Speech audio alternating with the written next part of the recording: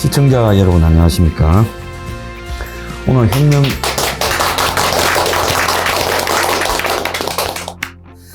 혁명 20일 대선 후보와 지금 5번째 대화 시간입니다. 자, 오늘 우리 또 여기 오신 분들 여러 가지 간식과 식사도 또 하신다고 자원봉사자분들하고 또 봉사하시는 또 당에 여러분들이 같이 나오셨어요. 그분들한테도 박수를 좀 드립니다. 자, 오늘 출연자 분들을 소개해 드리겠습니다. 다 우리 당원이십니다. 간병 일을 하시는 방충성님. 반갑습니다. 예, 오늘 또 주거하고 복지 이런 문제를 주로 제기하시러 나오신 최연희님. 안녕하세요. 아까 앞에 번에 대담에 나왔던 서일범 씨의 아드님, 서규민님. 지금 소개하지. 부당한 대학 입시 제도 때문에 네. 대학에 낙방해서 네. 다시 재수를 하고 있죠. 네네. 우리 당원입니다. 네. 자, 그리고 신현수님, 오늘 독점 담합에 대한 문제를 제기하러 나오셨습니다. 그리고 이제 특수 용접을 하시는 우리 당의 요즘 아주 최대 기대 중입니다. 우종환님, 이렇게 나오셨어요. 자, 오늘 이분들 모시고 이야기를 좀 나누겠습니다. 먼저 서규민 님이 오늘 조금 일찍 가셔야 돼요. 아버지 차 타고 가셔야 되기 때문에 길어져가지고요. 먼저 여쭐게요. 지금 학교에 많은 사람들이 사실은 학생들이 밖에 이야기를 잘 안 해요. 그렇죠. 학교에서 특히 고등학교 이런 데서 어떤 일이 벌어지는가를 잘 모르는데 실제로 우리가 한간에 들리는 것처럼 이 학교의 선생님들이 뭐 정치적인 이런 발언이나 네. 이런 편향적 어떤 역사적 발언이나 이런 것들을 많이 하십니까? 어때요? 굉장히 많이 하죠. 굉장히 많이 하고. 예. 지금 고등학생들 당장 공부하기도 바빠 죽겠는데 미얀마 사건이나 세월호 사건 그런 걸로 그게 수건 같은 거 걸어놓고 글쓰기도 해가지고 상 같은 거 내신에 이제 영향이 가는 그러니까 이제 상을 내신에 영향이 가는 상. 이제 글을 잘 쓰면은 그런 걸로 상을 준다든지 말도 안 되죠. 그럼 미얀마 이야기나 세월호 이야기를 무슨 과목 시간에 합니까, 그게? 그건 이제 과목 시간에 하는 게 아니라 이제 특별하게 창체 시간이라고 해가지고 따로 글쓰게 하는 그런 시간을 따로 줍니다. 과목 시간은 아니고. 네. 아, 그런 시간에 이제 그런 것들을 해가지고, 글을 써가지고 상을 주는 이런 일까지도 한다는 겁니까? 네. 그러면 미얀마나 특히 세월호나 이런 부분에 대해서 어떤 이야기를 주로 합니까? 이제 부당하게 숨졌다? 네. 부당하게 죽거나 그런 거 추모하고 일방적으로 그런 거에 대한 글쓰기라든지 그런 식으로 보통. 그런 걸 계속 하고 있습니까? 예. 어떤 선생님이 그런 거를 주도하시는 거예요? 담임 선생님이 다 학과별로 하는 건지 아니면 특별한 과목의 선생님이 이렇게 나와서 하시는 게 있나요? 그거를 이제 담임 선생님들이 각자 다 소개를 하는 거고, 학교 이제 누가 그걸 주도하는 건지 잘 모르겠는데, 담임 선생님들이 소개해주고 설명해주고 그렇게 합니다. 학과별로 네. 학생들한테 그렇게 하자, 이렇게 글을 쓰자, 이렇게 하는 거죠. 네. 그 외에도 대통령이나 선거나 이런 거 관련해서도 발언을 많이 합니까? 어떻습니까? 그런 거는 이제 발언을 보통 좀 덜 하는 편이에요. 하는 경우는 별로 없는 것 같아요. 네, 그런 거죠. 예. 자, 그런데 지금 학교가 지금 입시 방법이 한 4,000가지쯤 된 데가 학교가 학생들한테 공부를 가르치기보다는 이 학생들은 공부를 학원이나 밖에서 다 하고 그렇죠. 학교는 사실상 공부에 손을 놓고 있다 이런 비난들을 많이 하는데 학교 현실이 실제 그렇습니까? 맞습니다. 맞고 예. 이제 수시랑 정시 이렇게 있는데 이제 수시는 이제 학교 이제 기말고사 학교 자체 시험으로 이제 성적을 가지고 대학교를 가는 방법이 있고 또 정시 이제 수능 공부해서 가는 방법 이렇게 두 가지가 보통 크게 두 가지로 이렇게 나뉘는데 정시를 하는 친구들은 거의 이제 학교에서 손을 놓죠.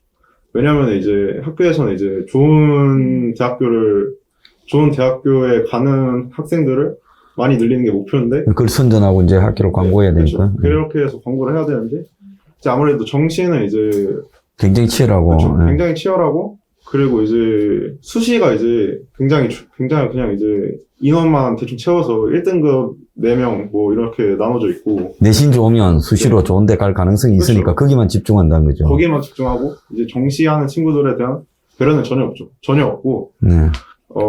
학교에서 뭐 정시 수업하고 있으면 학교에서 수업을 하고 있는데 이제 뭐 정시 공부를 하고 있다. 뭐 그런 뭐 책 뺏는 경우도 있고 네. 하고 있는 책 막 큰 소리로 이제 너 거기서 뭐 하냐고 공부 왜 시험 집중 안 하고 뭐 하냐고 그런 식으로 말도 하고 자기가 정시 가느냐 수시 가느냐에 따라서 사실은 공부를 해야 될 부분이 완전히 달라지는데 맞습니다. 그러면 선생은 자기가 이제 진도를 나가지만 그런 걸 따라가다가는 정시 학생들은 대비를 못하니까 당연하죠. 자기 밖에서 학원이나 과외를 본 부분이나 독학하는 부분을 가지고 정시 공부에 집중하면 그걸 이제 뭐 책을 뺏고 이렇게 탄압을 한다는 거죠. 그래서 제가 우리 혁명 21에서 공약으로 시험만으로 전부 정시만으로 뽑고 그 외에 아무런 내신도 없애버리고 딱 시험 성적만으로 대학에 간다라는 이런 공약을 내놓고 있거든요. 네. 옛날 우리 때는 학력고사를 해서요. 네. 그걸 어떻게 생각하십니까?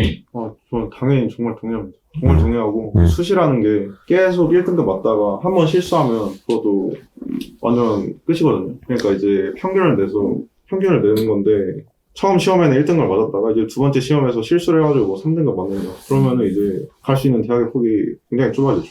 한 번이라도 실수를 하면 안 돼요. 학교 내신은 공정하게 선생들이 매긴다고 봅니까? 편애하거나 부정적 요소가 비리가 있다고 보십니까? 그것도 이제 비리가 좀 있죠. 이제 뭐 학생들이 이제 선생님한테 뭐 약간 사바사바 하면서 이제 그런 식으로 하면서 선생님들한테 잘 보여야 이제 생기부라든지 그런 거 글 같은 것도 잘 써주니까 이게 주객이 전도됐죠. 이게 학생을 위한 학교여야 되는데 학교가 이제 학생들이 맞추는 그런 식으로. 내가 40년 전에 대학 갈 때도 내신의 피해자예요. 선생들한테 달라들어가 내신 4등급. 면접 보러 가니까 4등급이 이 학교에 오나고 아주 선생이 조롱을 하더만. 그래서 선생들은 달라들었다고. 그러니까 그때도 비리가 있었는데 지금도 충분히 있을 거라고 생각합니다. 그래서 우리는 내신 없애야 된다는데 학교 내신 없애는 건 어떻게 생각합니까? 당연히 정말 진짜 맞다고 생각을 해요. 내신, 자, 그 내신 때문에 아예 학교가 이렇게 비리의 소지도 있고 편애의 소지도 있고 또 여러 가지 부작용의 소지도 있고 학생들끼리 서로 간에 또 경쟁하면서 이렇게 학교에서 친구도 관계들도 안 좋아지고 하니까 내신 없애는 게 맞다고 보죠. 네, 맞습니다. 네, 그래서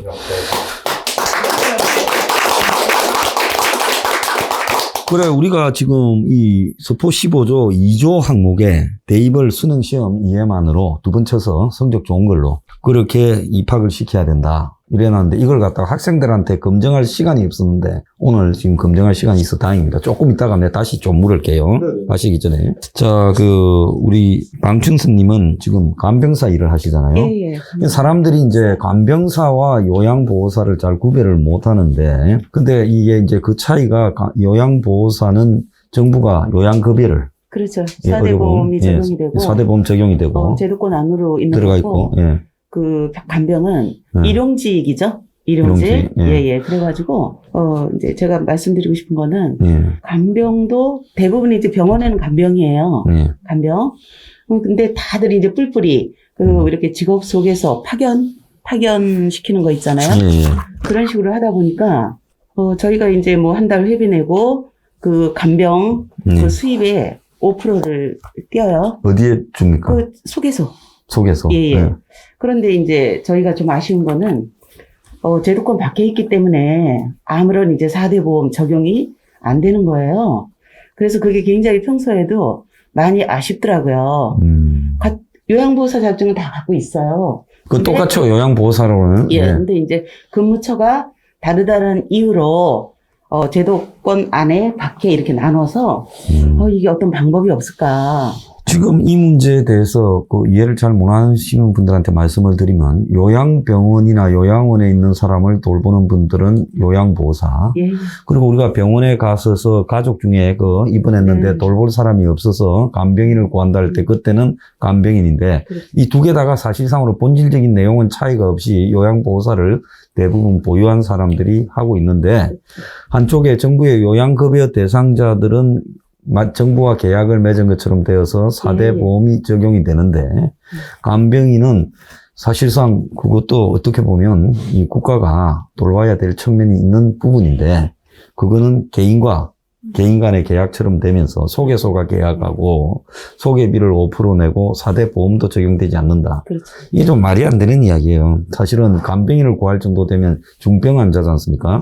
그러면 간병인을 둬야 될 중병에 들어가게 되면 정부가 이 부분은 의료보험에서 일정하게 커버를 하고, 그리고 다는 아니더라도 뭐 반반 부담을 하든지 그렇죠. 이렇게 하고 그걸 갖다가 공적인 고용으로 네네. 넣어서 예. 거기에 4대 보험을 적용해야 된다. 그게 저는 맞다고 봅니다. 네. 당연히 그렇게 해야죠.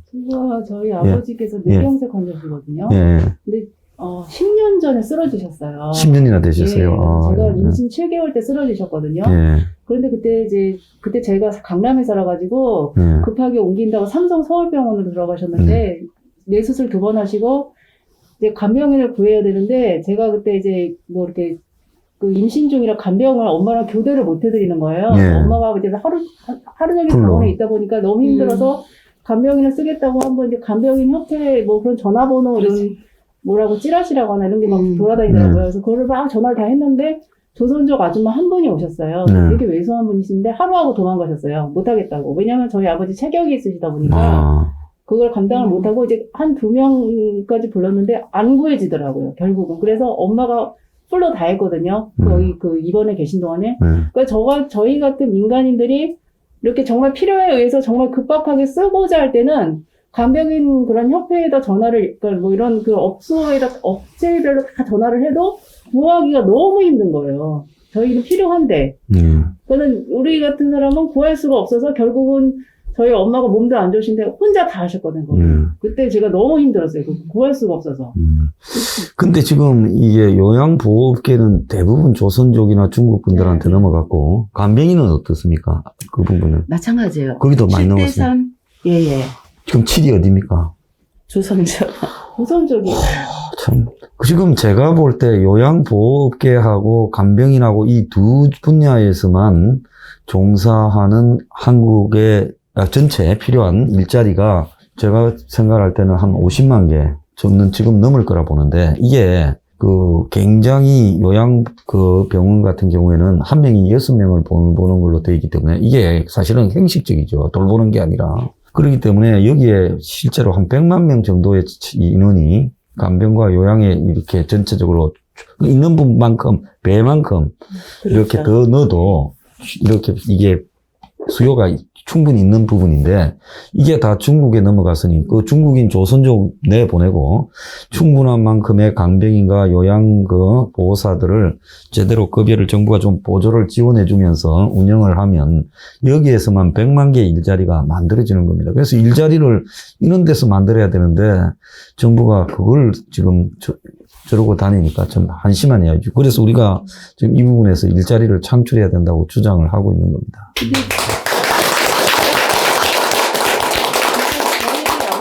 이제 또 예. 태어나자고 재활을 해야 되니까 재활병원이 보바스를 갔거든요. 성남에. 예. 근데 거기서 일하시는 요양보호사들 한 명도 한국 사람 만난 적이 없어요. 다 중국인이에요. 그리고 제가 보바스 병원에서 아버지 이렇게 면회하고 이렇게 식당에 잠깐 가서 식당이나 매점에 가잖아요. 줄 서서 구내식당에 다 밥 먹으러 가는 그 요양보호사들이 다 중국 사람이에요. 그러나 니 어디서 왔네? 이렇게 말투가 거의 이제 그 연변 말투 있잖아요. 그래, 나 어땠다. 하면서 막 이렇게 얘기하는 게 다 그런 말만 들려요. 한국 사람 만난 적이 없어요, 진짜. 이 뭐 하는 일인지 내가 모를 정말 희한한 부분이라고 봅니다. 자, 서규민 군이 지금 또 가야 되기 때문에 오늘 학교 현실에 대해서 생생하게 증언을 해줬습니다. 이 학교에서 생활을 하면서 네. 이제 이번 재수하게 됐다면서요? 네. 원래 훌륭한 사람은 다 재수하니까. 네, 그렇게 재수하고 가야 사람이 돼요. 네. 그래서 학교 현실에 대해서 좀 할 말이 있으면 좀 하세요, 시원하게. 하고 싶은 말은 다 한 것 같고요. 네. 정말 지금, 제 얘기보다는 이제 대표님 되게 멋있는 일을 하고 있다고 생각하고, 네. 더 강인하고 힘내주셨으면 좋겠습니다. 요 정도 말만 네. 하고 싶습니다. 오늘 입당해 당원 원서를 썼어요.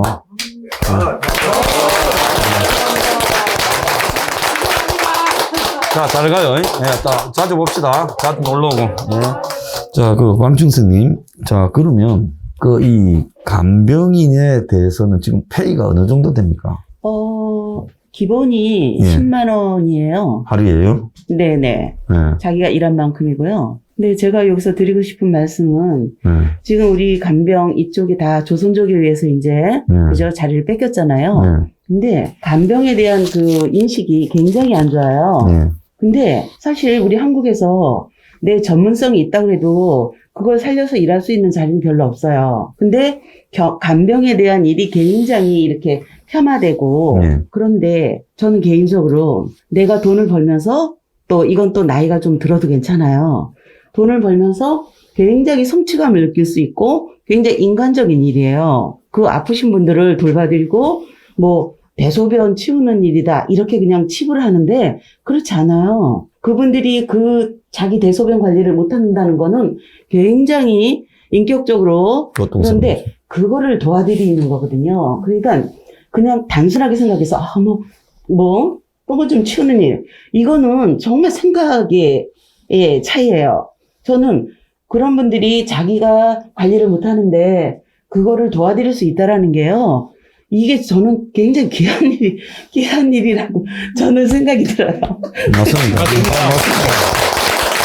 그래서 지금 우리가 조선족들한테 자리를 내준 것이 우리가 원인을 제공한 게 많다는 거죠. 그러니까 대표님이 항상 말씀하셨듯이 이제는 이 요양 간병의 수준을 높여줘야 돼요. 교육이 따라와야 되고요. 여건과 이것이 단계를 올려야 돼요. 그래서 요양 간병 그거를 하찮게 보고 이러다가는 안 되거든요. 그리고 앞으로 고령화 사회이기 때문에 그죠? 일자리 창출에 이게 굉장히 많이 저기가 된단 말이에요. 그래서 조금 이제는 대표님이 항상 말씀하신 대로 좀 교육적인 수준도 높이고 또 처우도 개선이 되고 이렇게 해가지고 우리가 이 일자리를 다시 찾아와야 돼요. 네. 네, 맞습니다. 제가 생각할 때는 기업에서 앞으로 일자리 없어지면 없어지지 절대 더 안 늘어납니다. 그런 시대가 돼버렸어요. 그러면 일자리라는 거는 서비스직이나 그다음에 복지, 요양, 간병에서 특히 초고령화 사회로 가고 노인 숫자가 많아지고 또 오래 살게 되면서 이쪽에서 간병, 요양 보호의 숫자가 굉장히 늘어나는데 이걸 국가가 준공무원처럼 이렇게 흡수해서 거기에 교육을 실시하고 또 그러면서 거기에 적합한 사람들에게 기존에 예를 들어서 이 간병에 대해서 수요가 필요한 그런 이제 이 개인들이 지불하는 부분에 뭐 개인 반, 국가 반이라든지 이런 식으로 매칭으로 해서 지금 보수 수준보다도 제가 볼 때 한 50만 원, 100만 원 정도 국가가 더 지불한데도 그것이 온전한 일자리로 한국인에게 돌아온다면 그게 다 그 사람들이 저축하고 한국에서 소비하고 쓸 거 아닙니까? 그러면 그것이 결국은 경제가 소비나 또 기업의 이 투자나 이런 쪽으로 다 들어갈 건데 그런 데다가 상근적인 일자리 이거는 GDP 창출에 기여되는 거예요. 지금 정부가 일자리 창출로 돈 나눠주는 거는 GDP 창출에 하나도 기여 효과가 없다라는 10%도 안 된다 그래요. 그래서 이런 부분들을 정부가 그렇게 반드시 국가 정책으로 이 간병인 요양 보호에서 이분들을 그 준공무원으로 대우하면서 여기에 낮은 페이를 일정하게 국가가 더 보충해 주면서 거기에 상당한 교육과 이런 것들을 시켜서 관리하도록 해야 된다. 미래 일자리는 이것밖에 유럽에 가면요 전부 젊은 사람들이 덴마크, 노르웨이, 스웨덴 이런 나라 가면요 대학 나오고 젊은 사람들이 간병인합니다. 그 정도로 그 나라도 일이 없어요. 그렇기 때문에 이런 거를 마치 무슨 허드렛 일이다 이렇게 생각하는 시각도 우리가 일찌감치 바꿔야 된다. 저는 그렇게 생각합니다.